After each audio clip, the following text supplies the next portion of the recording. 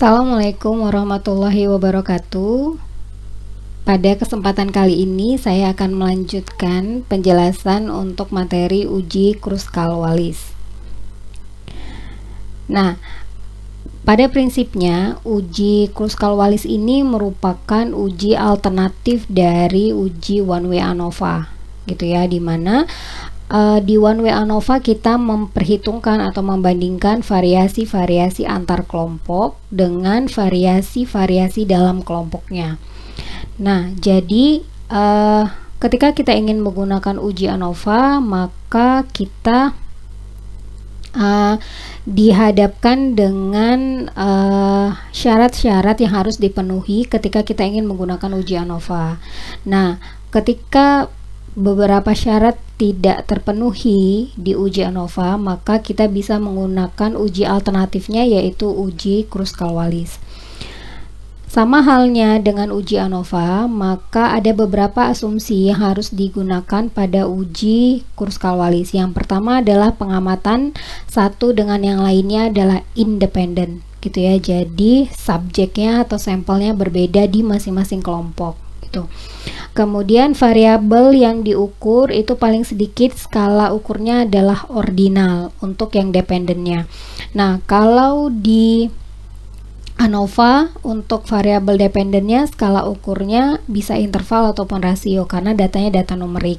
Tetapi ketika ingin menggunakan Kruskal-Wallis, maka skala ukur minimal yang harus dipenuhi adalah skala ukur yang ordinal, gitu ya. Tetapi tidak menutup kemungkinan bisa menggunakan interval, skala ukur interval ataupun rasio. Nah, kemudian variabel independennya harus terdiri dari lebih dari dua kategori, jadi lebih dari dua kelompok, gitu ya. Bisa 3 kelompok, 4 kelompok, 5 kelompok, dan seterusnya. Tetapi jika hanya 2 kelompok, maka digunakan ujinya adalah uji beda 2 rata-rata atau yang dikenal dengan uji T. Kalau sampelnya independen, maka uji T independen. Kalau sampelnya dependen, maka uji T yang dependen. Nah, kalau kelompoknya lebih dari 2 kelompok, 3 kelompok, 4 kelompok, dan sifatnya adalah independen, maka gunakan uji ANOVA, gitu ya. Jika memenuhi syarat, jika tidak memenuhi syarat, maka gunakan uji Kruskal-Wallis sebagai uji alternatif dari ANOVA. Sama halnya dengan ANOVA, sampelnya diambil secara random ataupun acak. Nah, ini adalah contoh dari uji Kruskal-Wallis. Jadi kalau uji ANOVA ini termasuk ke dalam uji parametrik, makanya syaratnya adalah dia datanya distribusi normal, gitu ya. Tetapi uji Kruskal-Wallis ini merupakan salah satu uji dalam statistik non parametrik yang tidak menentukan atau tidak menghendaki normalitas dari data, gitu ya. Tadi karena minimal skala ukurnya kan ordinal, gitu ya. Nah, di sini ada contohnya, yaitu kita ingin melakukan penelitian untuk daya antibakteri ekstrak daun teh terhadap pertumbuhan dari Streptococcus pada plak gigi yang in vitro, gitu ya. Jadi di sini kita ukur adalah diameter zona hambatnya. Di sini ada 16 sampel di masing-masing kelompok. Jadi ada kelompok yang diberikan Aquades, ada kelompok yang diberikan penisilin, kemudian ekstrak daun teh yang 75%, 100%, dan 125%, gitu ya. Nah, di sini ada 4 kelompok yang nilainya bervariasi. Yang ini 0 semua ya, jadi dia tidak bervariasi, tidak kita ikutkan. Nah, ini adalah langkah-langkah dari Kruskal-Wallis test. Yang pertama adalah formulasikan dulu hipotesis. Hipotesisnya hampir sama dengan yang ANOVA, yaitu distribusi populasi diameter zona hambat pada keempat kelompok ekstrak daun teh adalah sama atau tidak ada perbedaan dari diameter zona hambatan pada keempat kelompok ekstrak daun teh tersebut. Kemudian hipotesis alternatifnya adalah distribusi populasi diameter zona hambatan pada keempat kelompok ekstrak daun teh adalah tidak sama, minimal ada 2 kelompok yang berbeda, atau kalau menggunakan bahasa lain yaitu ada perbedaan diameter zona hambatan pada keempat kelompok ekstrak daun teh gitu ya, minimal ada satu pasangan yang berbeda gitu ya. Nah, uji statistik apa yang digunakan? Tadi ada 4 kelompok, kemudian ada diameter zona hambatan milimeter gitu ya satuannya, maka ujinya adalah uji ANOVA. Kemudian tingkat kemaknaannya kita mau berapa persen? Jadi tingkat kemaknaan ini yang menentukan adalah peneliti gitu ya. Peneliti menentukan tingkat kesalahan maksimal yang bisa dilakukan dalam penelitiannya itu berapa persen, apakah 5% atau 1% ataupun 10% gitu ya. Kemudian lakukan perhitungan uji statistiknya, kita menggunakan SPSS. Kemudian tentukan keputusan uji statistiknya, apakah tolak H0 atau gagal tolak H0. Dan terakhir adalah tentukan kesimpulan. Nah, ini langkah-langkahnya. Jadi variabel yang dihubungkan ini adalah diameter zona hambatan gitu ya, milimeter numerik datanya, kemudian dengan ekstrak daun teh yang kategorik gitu. Kemudian hipotesisnya adalah komparatif, jadi hipotesis membandingkan. Kemudian skala variabelnya numerik dan tadi kategorik. Kemudian berpasangan atau tidak berpasangan? Tidak berpasangan karena ada 4 kelompok yang berbeda-beda sampelnya. Kemudian jumlah kelompoknya ada berapa? Lebih dari 2 kelompok. Nah, kesimpulannya uji yang digunakan adalah uji one way ANOVA jika memenuhi syarat, tetapi jika tidak memenuhi syarat digunakan uji alternatifnya yaitu uji Kruskal-Wallis. Nah, sekarang kita lakukan pengujian normalitas untuk tutup dulu. Nah, ini kita lakukan normalitas untuk diameter zona hambatan gitu ya. Ini berdasarkan jenis dari perlakuannya. Kita lakukan uji normalitasnya, analyze, descriptive statistik, kemudian explore. Jika masih ada perintah sebelumnya, kita tinggal reset. Kemudian kita masukkan diameter zona hambatannya ke dependent list gitu ya. Kemudian faktor listnya ini yang kategoriknya, yang kelompoknya. Kemudian plotnya kita klik yang normality plot gitu ya. Kemudian boleh power estimationnya boleh. Kemudian kita klik continue, statistiknya kalau kita menggunakan alpha 5% maka di sini otomatis 95%. Tetapi kalau kalian menggunakan alpha 1%, di sini tinggal diganti menjadi 99% gitu ya. Jadi ini defaultnya dari SPSS 95%.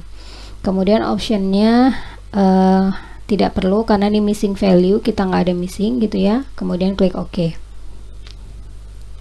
Nah, ini tadi hasilnya, ini deskriptifnya, rata-rata, kemudian median, varian, standar deviasi, atau simpangan baku, minimum, maksimum, dan seterusnya.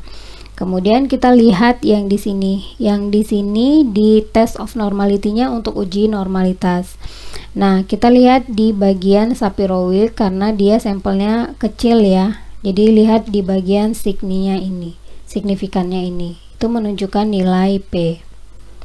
Oke, kemudian di sini kita bisa lihat bahwa kelompok penisilin dia distribusi datanya normal, tapi kelompok 75% dia tidak normal, kelompok 100% dia tidak normal, dan kelompok yang 125% dia normal. Jadi ada 2 kelompok yang normal dan ada 2 kelompok yang tidak normal. Nah, karena ada salah satu kelompok yang tidak normal distribusi datanya, maka kita tidak bisa menggunakan uji ANOVA. Kita gunakan uji alternatif lain yaitu Kruskal-Wallis gitu ya. Nah, di sini homogeneity variance-nya kita lihat variance-nya sama ya. Oke. Namun di sini dia datanya tidak terdistribusi normal. Oke, makanya kita gunakan uji alternatif yaitu uji Kruskal-Wallis. Nah, ini tadi hasil dari uji normalitasnya. Kemudian kita lakukan uji Kruskal-Wallis.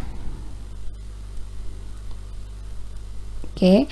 Nah, langkah-langkahnya adalah kita klik analyze, kemudian non parametric test, karena uji Kruskal-Wallis ini termasuk ke non parametric ya.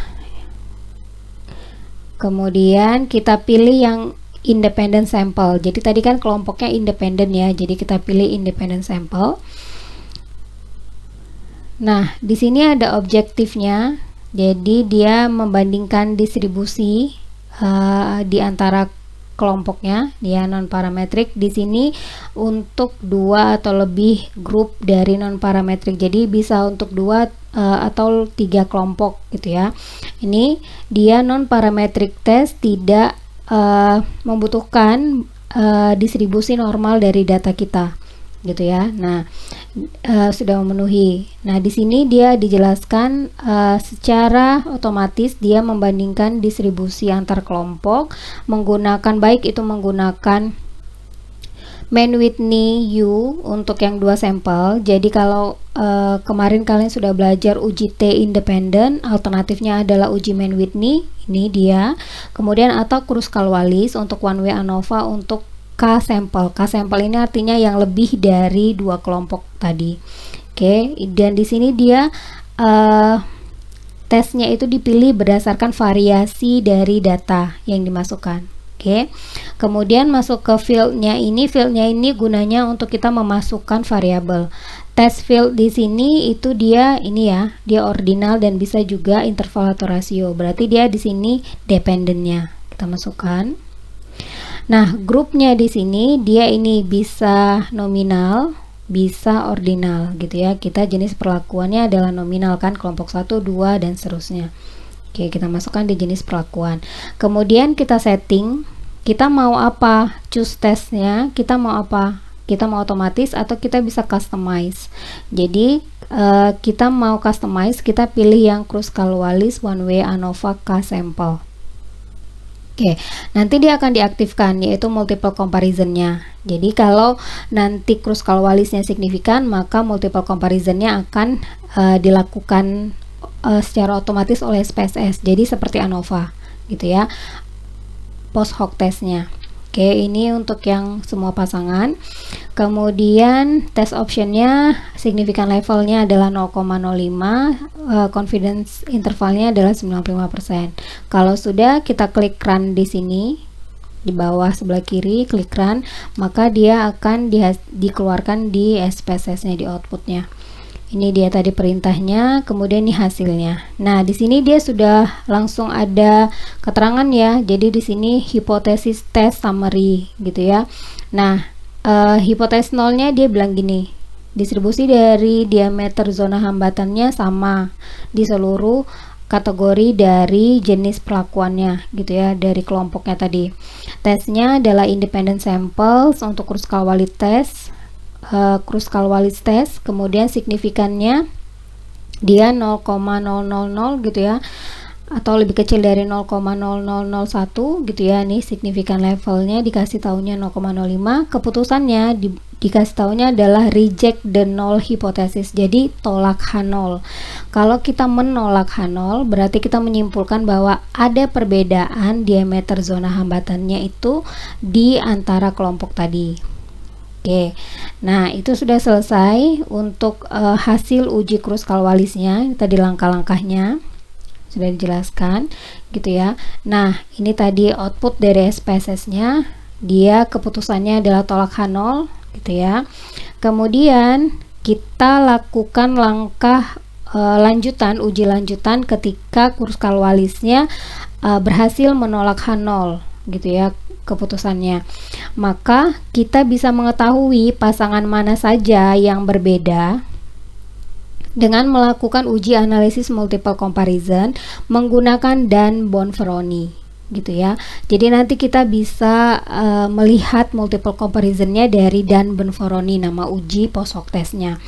Nah, uji Dan-Bonferroni ini hanya terdapat pada SPSS yang versi 19. Dulunya sebelum berkembangnya SPSS, uji lanjutannya ini menggunakan uji Mann-Whitney gitu ya. Namun setelah perkembangan SPSS, maka kita bisa melakukan langsung uji lanjutan. Jadi tidak lagi uji yang berpasangan tadi gitu ya. Kalau datanya ada 3 kelompok, maka kita melakukan 3 kali uji gitu ya. Nah, itu tadi menyebabkan dia akan menyebabkan interval kepercayaan kita semakin rendah gitu ya, karena tadi kita melakukan 3 kali uji gitu ya, dan akibatnya derajat kesalahan atau level of significance kita semakin besar gitu ya, kesalahan kita semakin besar karena kita melakukan 3 kali uji ini. Nah, untuk mengatasinya kita cukup melakukan 1 kali uji saja gitu ya, untuk yang multiple comparisonnya atau post hoc testnya dengan menggunakan uji Dan-Bonferroni gitu ya. Nah, tapi uji Dan-Bonferroni ini hanya ada di SPSS versi 19 ke atas, jadi 19, 20 dan seterusnya. Nah, ini model viewer dari hasil Kruskal-Wallis tadi yang sudah kita lakukan gitu ya. Untuk mengeluarkan model ini dari mana? Dari sini. Tadi kita balik ke output dulu. Nah, ini hasilnya dari hipotesis test summary ini. Nah, dia ada keterangan double click to activate. Jadi dia bisa diaktifkan untuk mengeluarkan model viewer tadi dengan double click di sini. Oke, nah ini dia tampilannya model viewernya. Di sini dia hasil dari Kruskal-Wallisnya. Di sini dia menunjukkan independent sample test view-nya gitu ya. Total N-nya ada 64, kemudian tes statistiknya ini rumus uji F-nya, degree of freedom-nya ada 3, yaitu 4 kelompok dikurangi 1 gitu ya. Kemudian asymptomatic signifikannya untuk 2 sisi, ini untuk nilai P-nya atau p-value-nya yang kita bandingkan nanti dengan nilai alfa. Nah, untuk melihat uji lanjutan Dan-Bonferroni-nya kita pilih yang mana? Di sini ada view di bawah. View-nya ini kalian klik pilih yang pairwise, yang comparison.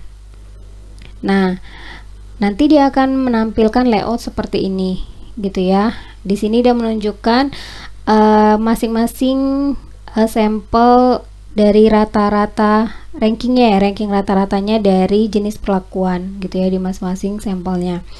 Nah, di sini ada keterangan, jadi asymptomatic signifikan di sini yang ditampilkan pada signifikan level yang 0,05 di sini. Di sini ada signifikan dan di sini ada adjusted signifikan. Mana yang digunakan? Yang digunakan adalah adjusted signifikan. Kenapa? Nanti akan saya jelaskan gitu ya. Jadi kalau dia yang diberinya warna kuning ini, itu artinya dia yang signifikannya terdapat perbedaan antar kelompoknya ini. Pasangan 125% dengan penisilin, 75% dengan penisilin, 125% dengan 100% dan 100% dengan penisilin. Sementara yang 75% dengan 100% dan 125% dengan 75% ini tidak signifikan. Oke, nah nanti kita lihat. Ini dia tadi sudah kita aktifkan dan sudah kita pilih gitu ya. Ini hasilnya tadi. Nah, kesimpulannya apa? Kesimpulannya itu ada perbedaan dari diameter zona hambatannya pada keempat kelompok ekstrak daun teh tadi ya. Ada 2 kelompok yang berbeda, minimal ada 2 kelompok yang berbeda. Kemudian kita sajikan datanya tadi. Jadi sini kelompoknya ada sampelnya di masing-masing kelompok. Kemudian nilai median minimum maksimum ini dari deskriptif tadi ya. Jadi kan tadi kita mengeluarkan deskriptif ya di awal. Ini bisa kita tutup kalau sudah. Nah, kita balik ke output. Tadi ada nilai deskriptif ya di awal. Nah, ini kita pindahkan gitu ya. Ini rata-ratanya, mediannya, minimum, maksimum dan seterusnya. Kita pindahkan. Kenapa kita menampilkan nilai median, minimum dan maksimum? Karena tadi distribusi datanya kita tidak normal. Kalau kita ingin menampilkan nilai min dan standar deviasi atau simpangan baku, ini untuk data yang normal. Makanya tadi di ANOVA itu yang ditampilkan adalah nilai rata-rata dan simpangan baku karena distribusi datanya normal. Nah, untuk Kruskal-Wallis ketika datanya tidak normal, kita perlu tambahan yaitu nilai median dan minimum maksimum. Ya, tapi tidak masalah juga kita tampilkan nilai rata-rata dan standar deviasinya untuk yang Kruskal-Wallis. Nah, nilai P di sini didapatkan dari uji Kruskal-Wallis tadi ya, yang awal. Yang ini nilainya. Nih nilai signifikannya kita pindahkan ke tabel penyajian. Nih, nah kita kasih tanda bahwa nilai bintang di sini signifikan pada level yang 0,05. Oke, karena dia signifikan kurus kalwalisnya, maka kita lakukan ke uji post hoc-nya atau multiple comparison-nya tadi dengan menggunakan Dan-Bonferroni. Nah, di sini ada 4 ya, ada 4 pasangan. Kita beri tanda bintang, itu dia signifikan pada 0,05. Oke, nah ini dia penyajian data untuk yang multiple comparison-nya. Ini perbedaan rata-ratanya. Perbedaan rata-rata ini didapatkan dari pengurangan antara rata-rata kelompok penisilin dengan 75%. Sini. Deskriptif ini kan penisilin 30,8 dikurangi dengan 9,68% ini gitu ya. Atau kita lihat di model viewernya. Coba kita lihat di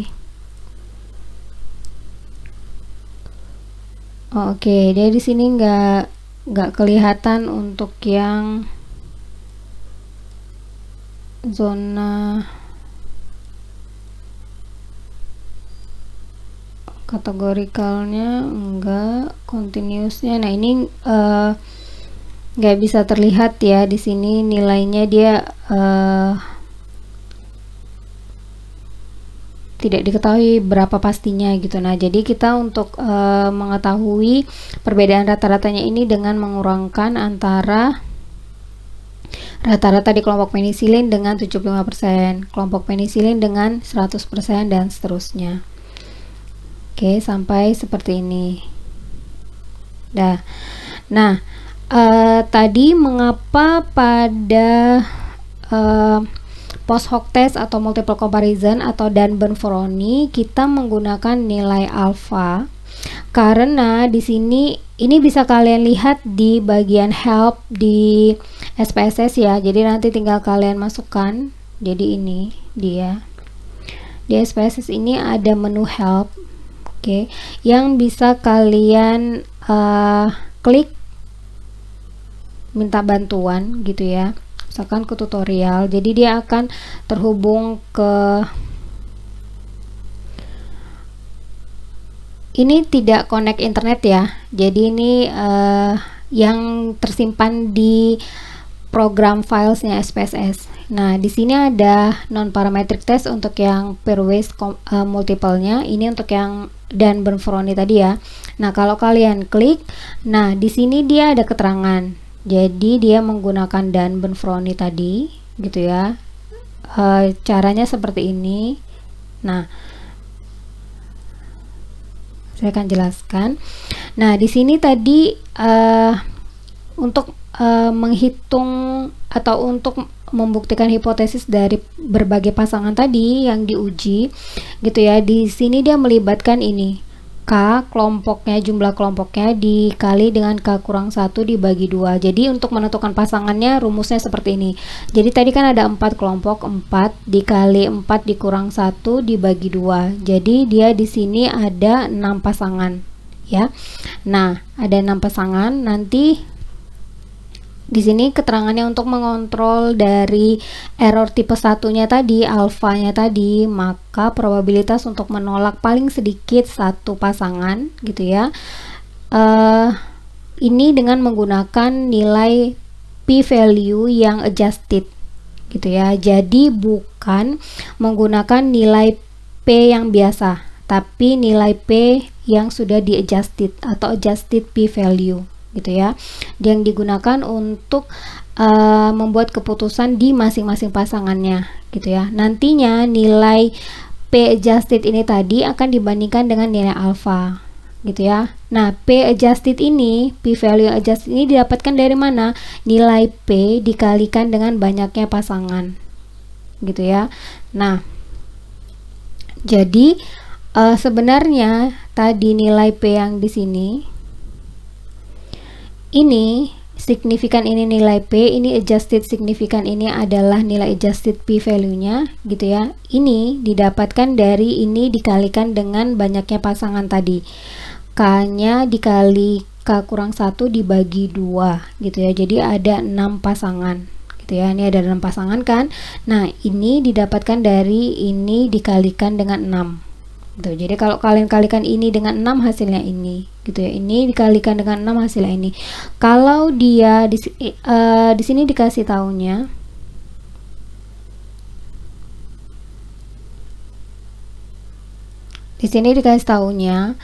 kalau nilai adjusted P value-nya lebih besar dari 1, maka dia akan secara otomatis dijadikan 1 karena untuk nilai probabilitas itu maksimalnya 1 gitu ya. Nilai probabilitas itu berkisar antara 0 sampai 1 gitu ya. Jadi maksimalnya 1 gitu ya. Nah, di sini dikasih keterangan oleh SPSS gitu ya. Jadi ini bisa dijadikan sumber referensi bagi kalian yang mengolah data dengan menggunakan Kruskal-Wallis gitu ya. Nah, di sini Kruskal-Wallis tesnya rumusnya seperti ini. Kalau mau baca di sini dikasih tahunya di dan gitu ya. Nah, ini juga referensinya bisa diperoleh di SPSS yang help tadi. Jadi dia diberikannya referensi. Oke. Nah, demikianlah penjelasan mengenai uji Kruskal-Wallis. Jika ada yang ingin ditanyakan, silakan menanyakan langsung ke saya atau dengan memberikan komentar di kolom komen di bawah. Nanti akan saya balas. Kemudian silakan terus berlatih gitu ya. Jadi terus belajar. Silakan baca buku-buku atau sumber-sumber lainnya. Terima kasih untuk kesempatan kali ini. Atas atensi kalian, saya tutup. Assalamualaikum warahmatullahi wabarakatuh.